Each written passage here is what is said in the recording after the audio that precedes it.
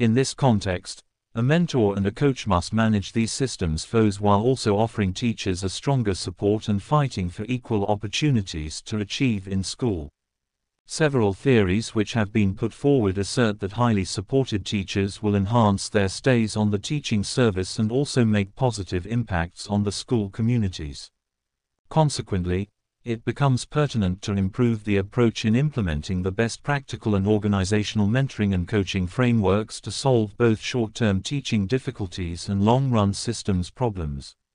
This role entails supporting and motivating teachers and students, navigating through the system's policies and structures, as well as fighting for equity for learners in education systems.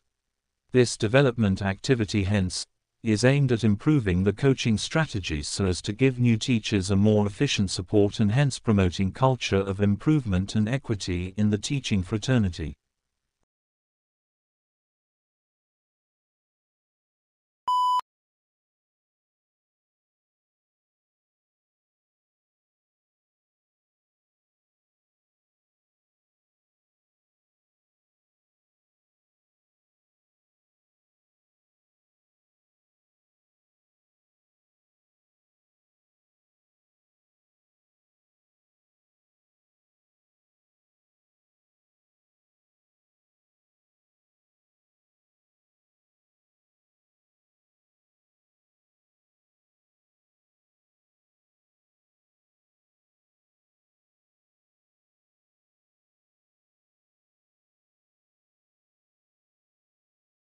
The developmental area specified for this activity deals with improvement of tutoring initial training teachers on class and teaching manners.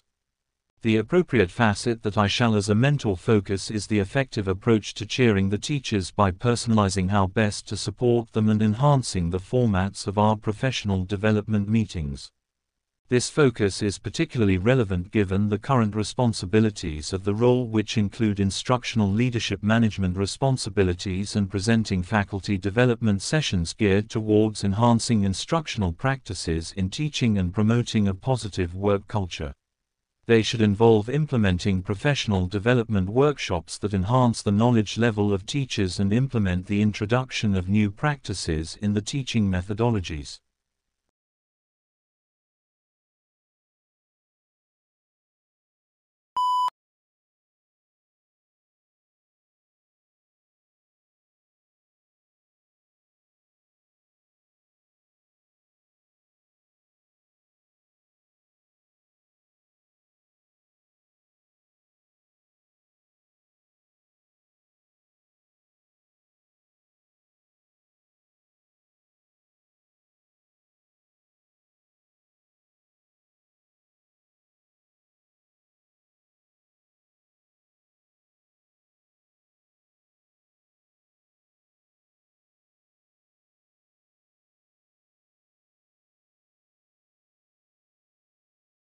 The functionalism literature on homelessness and housing insecurity has paid attention to the significance placed on the individual when trying to exit homelessness. Hopper articulates that state institutions rest emphasis on the correction and rehabilitation of the individual, through the notion of kinship, redistributing responsibility for welfare onto families and friends. The functionalist's viewpoint is most common in the United States, in which much of the research of these literatures are based, yet is still very relevant in the context of the UK, as it provides an explanation for the reasoning behind the perceptions on the homeless community created by the wider Western society. Furthermore, Mills articulates the repetitive focus on the individual and their problems or poor life choices, tools used by welfare reformers to build public support for restrictive and punitive reform measures and perhaps also to take the pressure off the neoliberal agenda.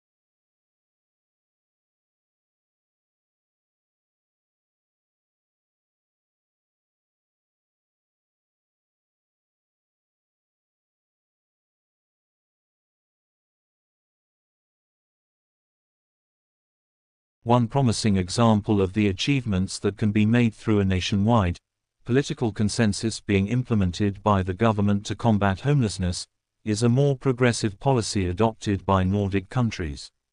For example, the Finnish government created a two-staged initiative that was implemented over the period between 2012-2015, with a particular focus on the reduction of long-term homelessness. A widespread reduction in short-term and long-term homelessness was achieved, as well as increased senses of social cohesion and greater housing security being experienced by low-income Finnish households. Inspiration for combating homelessness and housing insecurity policies can be taken from the Finnish program, as there are many similarities between areas for improvement. First, the high level of consensus and coordination between all levels of government and all major administrative bodies were a major achievement of the Finnish homelessness strategy. The implementation of this type of coordination in the context of India.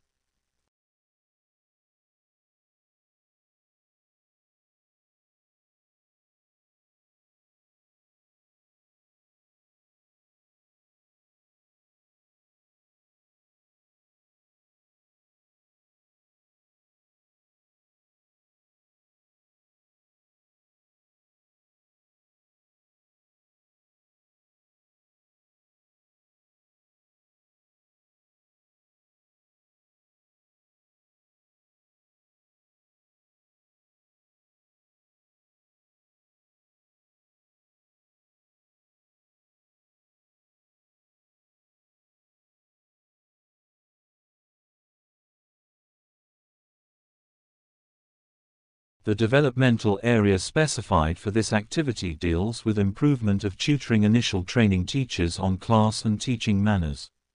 The appropriate facet that I shall as a mentor focus is the effective approach to cheering the teachers by personalizing how best to support them and enhancing the formats of our professional development meetings. This focus is particularly relevant given the current responsibilities of the role, which include instructional leadership management responsibilities and presenting faculty development sessions geared towards enhancing instructional practices in teaching and promoting a positive work culture. They should involve implementing professional development workshops that enhance the knowledge level of teachers and implement the introduction of new practices in the teaching methodologies. For example, the teaching about differentiation in the recent lesson equipped teachers with numerous ideas on how to address students' needs.